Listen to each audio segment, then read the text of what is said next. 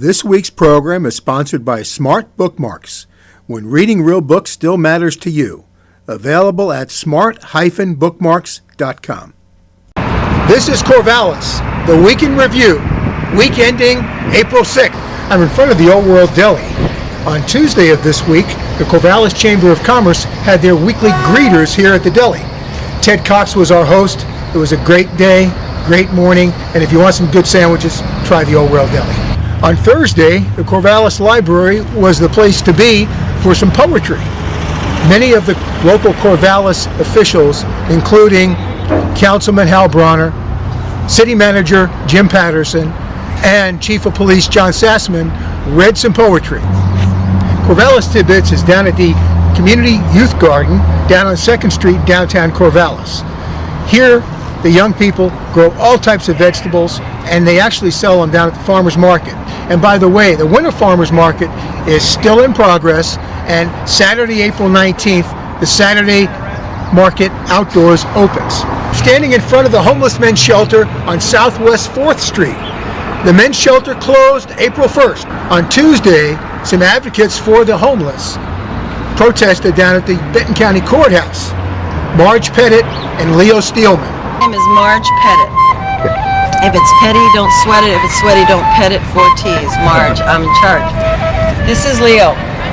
We met in the library yesterday afternoon after I sat down, and I was sitting there thinking in my mind that I should probably do something to draw attention to the fact that the women's shelter is closing. I used to live in Corvallis, a year in a housing program provided by CSC, a year with the homeless young people. And are you here to advocate for the homeless? Then I went back to New Mexico, where I expect to get the attention of the public to let them know what, you're welcome, dude, that we belong together as a group of people. On Wednesday, Oregon Senator Betsy Close was the program speaker at the Kiwanis Club of Corvallis.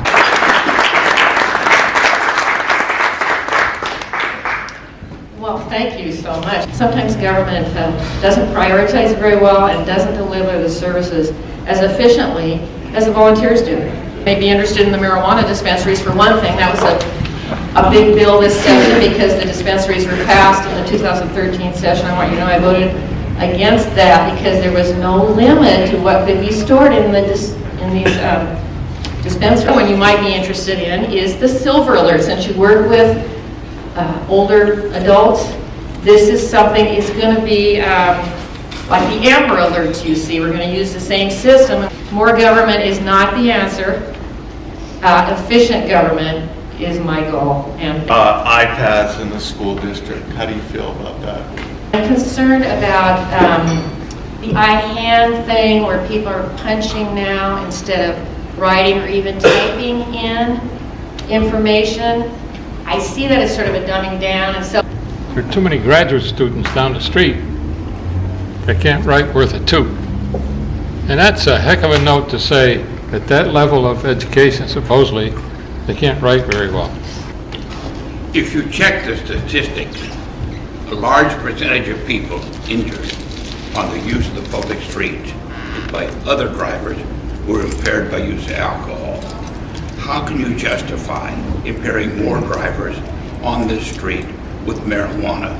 We have no way to avoid their danger to it. How can you justify having another drug for people to be impaired? I have voted against each and every marijuana bill that comes up.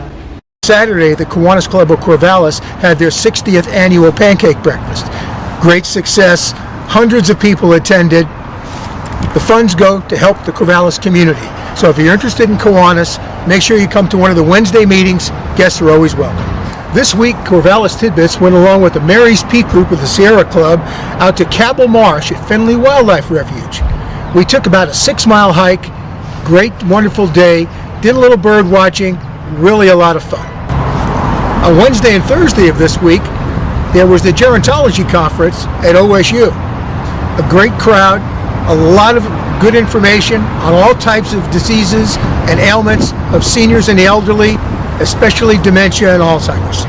I'm in front of the View in downtown Corvallis on 2nd Street, the site of Roots to Rivers on Saturday, April 5th.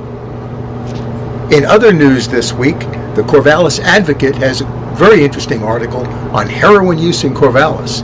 It is a problem. People might not think of it that way, but it is here.